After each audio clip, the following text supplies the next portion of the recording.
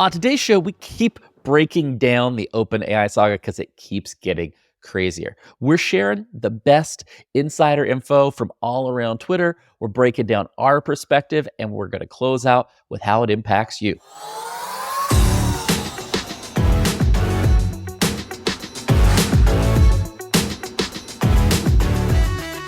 On today's show, we are talking part 2 of the OpenAI saga because, frankly, there's just too much to talk about.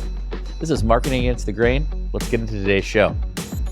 Kieran, I do not know how to process what's happening in the world right now. I'm still wearing black. I'm still in mourning. I'm actually now. I'm feeling very vibrant and colorful again. You're wearing white and black. You're in the middle. You're halfway there, which is basically feels like where we are with this saga. We still don't actually have resolution. We recorded yesterday, Monday the 20th at 1 p.m. It is now Tuesday the 21st of November, and there's been so much that has transpired in less than 12 hours. Isn't it wild that we're like three plus days into the biggest technology event of our lifetimes, and we still haven't got an official, like, here's why we did this. Like, it is unbelievable. Yeah, so it's like there are so many things here amongst the cast of characters of this story that I don't even know where to start. Oh, the script writing is amazing. We're going to find out that Martin Scorsese is on the board of OpenAI. He joined in secret, and he has been writing this whole thing behind the scenes. I want to start with the hero of this story. There are two heroes of this story right now, Sam Altman and Satya Nadella. Satya Nadella is who I want to start with first, who is the CEO of Microsoft. He did a little bit of a media tour yesterday afternoon, Kieran, after we recorded. He talked to Kira Swisher. He talked to Emily Chang on Bloomberg. And you know what the big takeaway is? He still does not have any answer from the board of directors as to why this happened. I saw there was one tweet. He still has no explanation and just flat out said, I have got no explanation for what has happened. I don't know the why. Now, he played an incredible PR game because he covered all of his bases. He said, if Sam and Greg come here, going to be awesome. If Sam, Greg, hold on. That's the second part of this.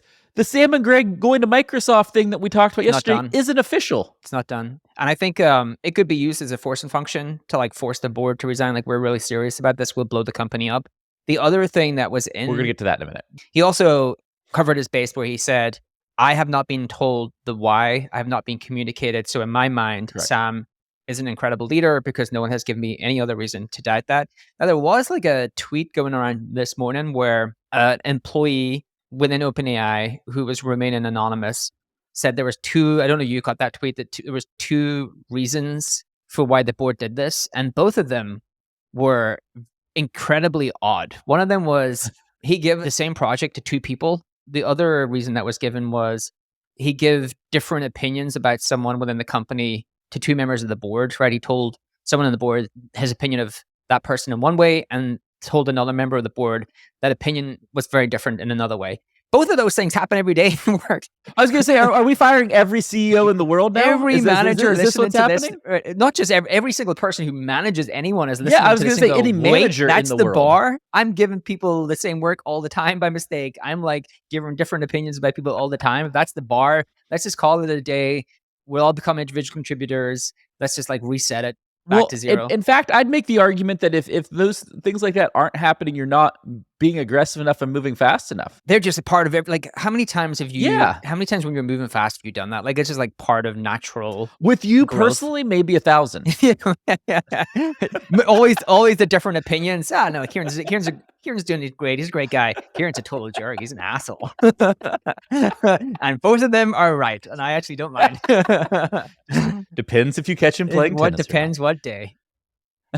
So yeah, that was the closest I had seen. I don't know if you've seen it. That was the closest I had seen on Twitter to the why, but I just cannot for the life of me believe that was given as a serious reason why. No, so you have the CEO of Microsoft being forced to do a media tour and being like, hey, I still this happened on Friday. It's Monday afternoon. I still do not know what's happening, which is wild. This is a $90 billion company. This is not this is a company that was valued at $90 billion. Right, $90 billion. Well, let's talk about the other hero of our story, Sam Altman. At the time that Satya's going on and doing this, 710 of 770 employees at OpenAI had signed the letter that they would leave and go to Microsoft with Sam and Greg.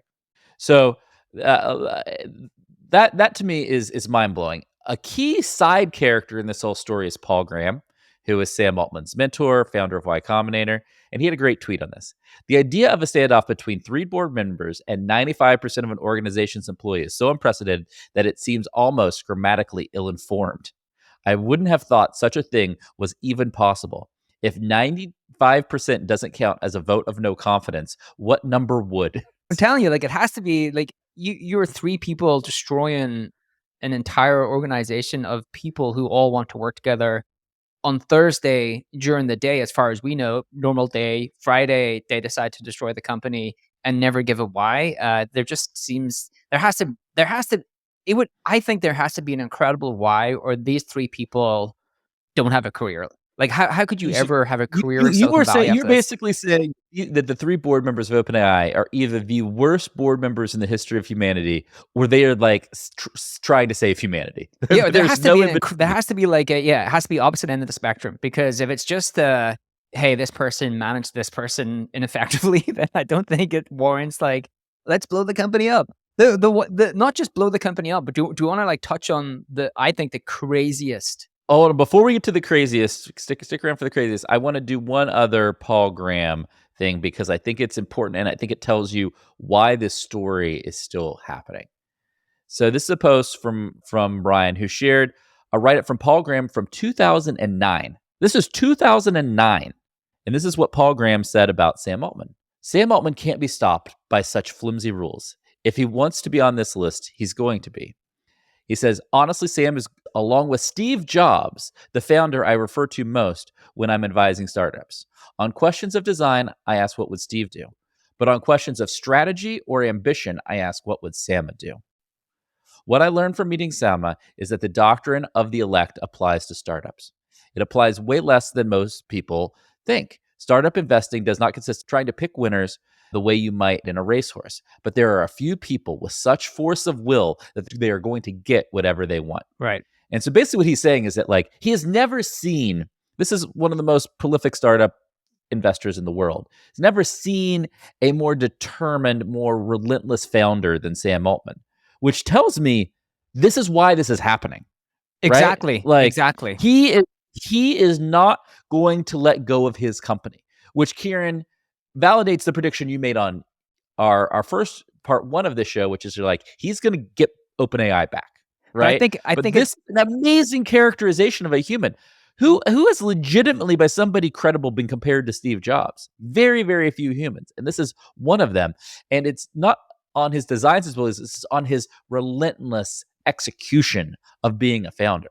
But I think it speaks to both reasons it's happened. I think it speaks to the reason it likely happened that the board maybe let him go, because he is, from all of the descriptions of Sam, he is one of the most ambitious founders and CEOs in the world, but he is the most ambitious and founder of a nonprofit whose entire mission is to bring AGI slowly and safely to humanity. Whether you agree or disagree, like, that is the core mission of the company. So you can see there's going to be some friction at some point in time where the CEO of that company is the most ambitious founder since Steve Jobs.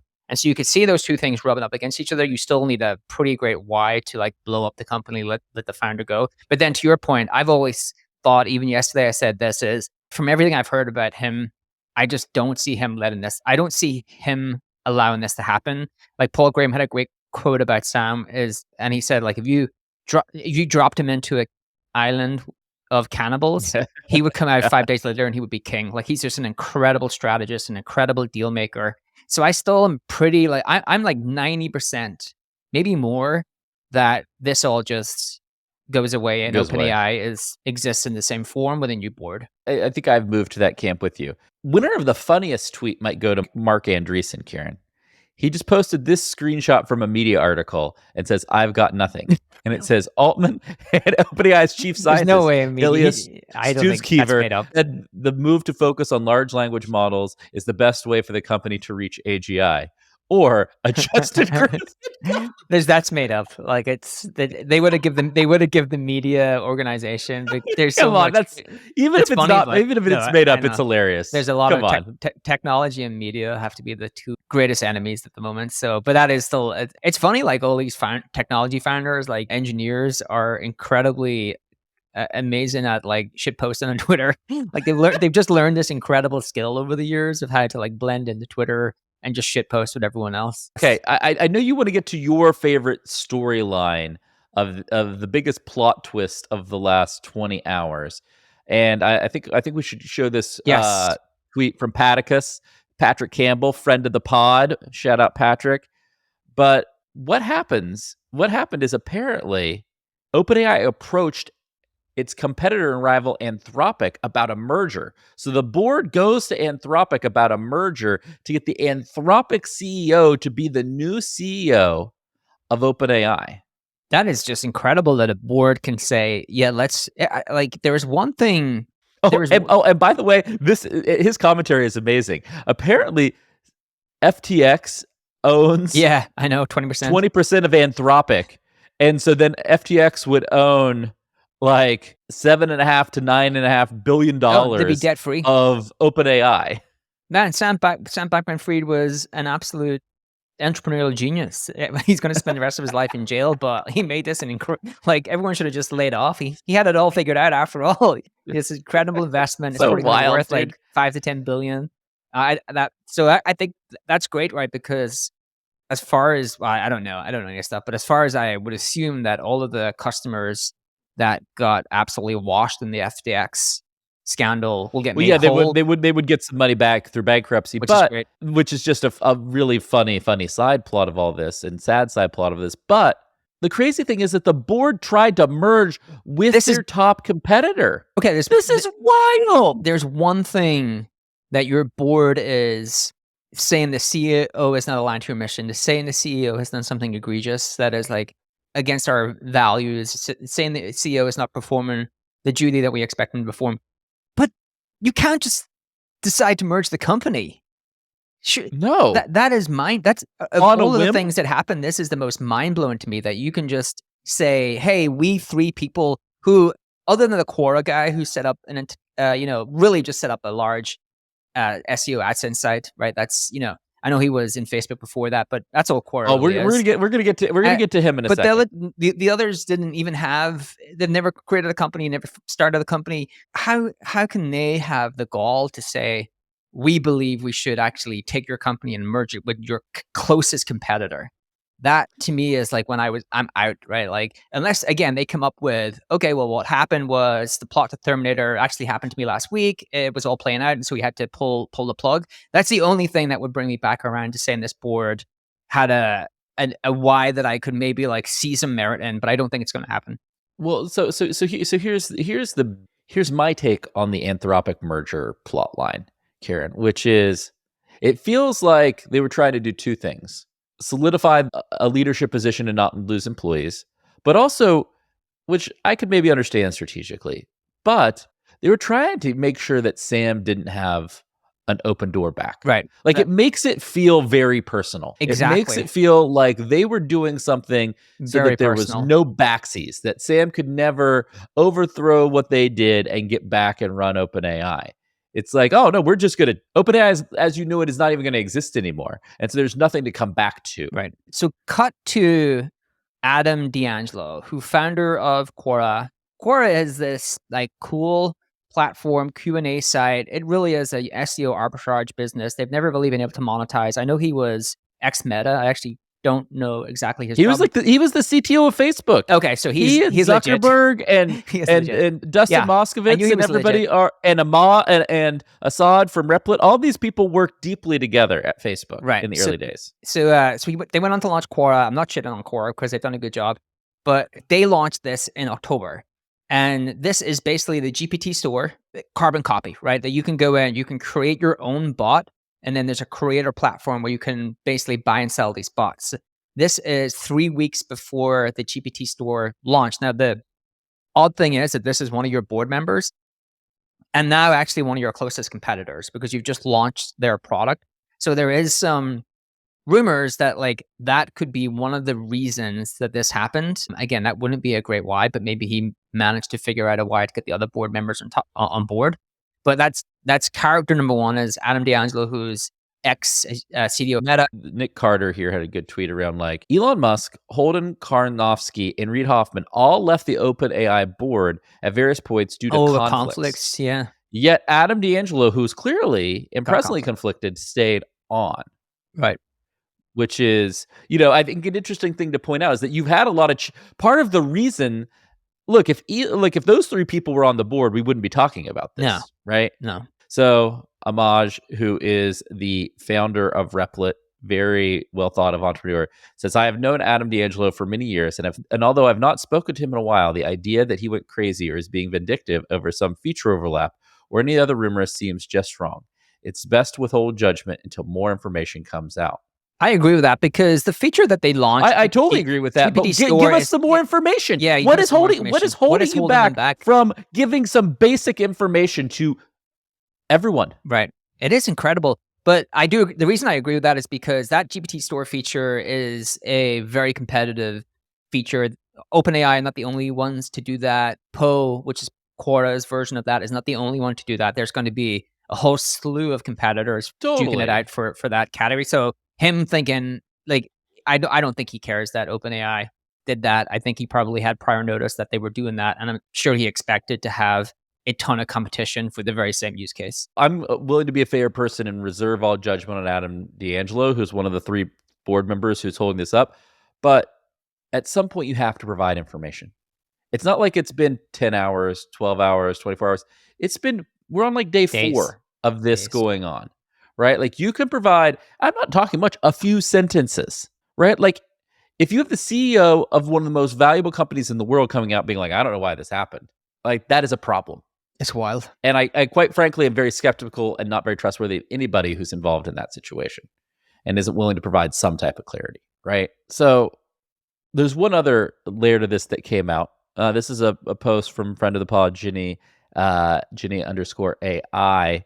And I love her framing. It's season 4. And we have a new character. It's like each day is a season of this story.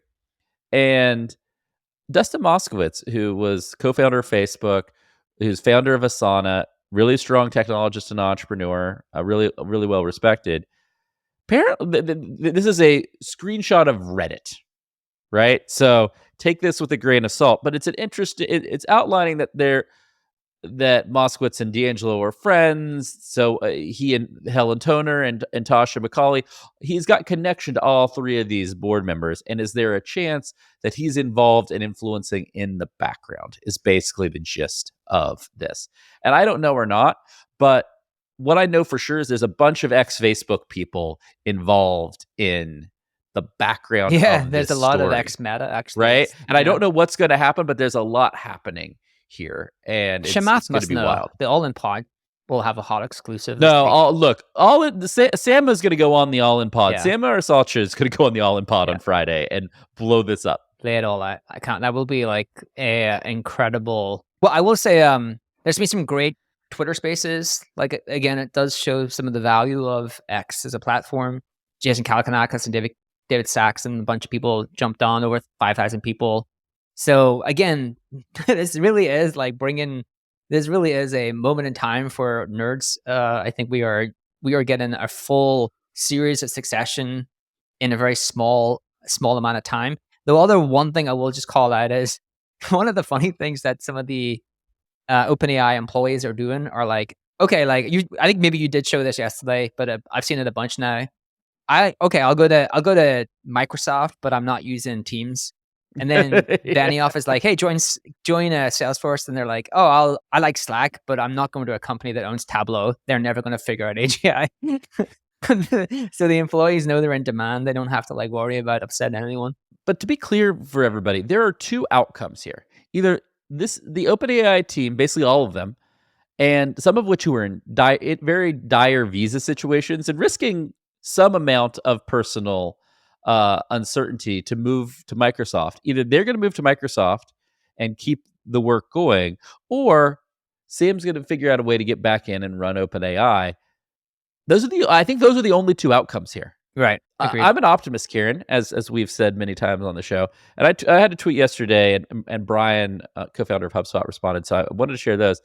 I actually think the silver lining of all of this is that you've taken our most brilliant AI minds and you've catalyzed them together through a traumatic event. Right. And now they are going to be tighter than ever and work even better and harder together. Do you agree with that? I agree with that. I think no matter where this happens, I actually think this is like the board has failed, because if they're worried about this accelerating too quickly, this is accelerating faster than it was. Right. Their intervention increased acceleration of AGI instead of decreasing it. I'm still very, very confident that the most likely scenario is they all get back together at OpenAI, and this is the footnote in their success that they have in the future. I think Brian had a good kind of categorization. He's like, it seems clear that there are two tribes: the altruists, Ilya, Anthropic, etc., and the capitalists, Sam, Satya. And so there's a little bit of a divide between the capitalist and the altruist, which is part of how we've gotten here. Right. So the other winner I want to bring up is the person who has covered this best on Twitter. This is Chris Blake. Yeah. Chris Blake is a winner of the saga. He might be one of the main winners. Like, just hit after hit. This is one. He totally is. This is one of the funniest ones. He's done so many good ones. Like, hey OpenAI, this is ridiculous. Cancel my subscription. So he's asking for the best recipe for cooking a delicious Thanksgiving turkey. And then ChatGPT is like, hey bud, can you ask this again later? It's me, Jeff, the last engineer here.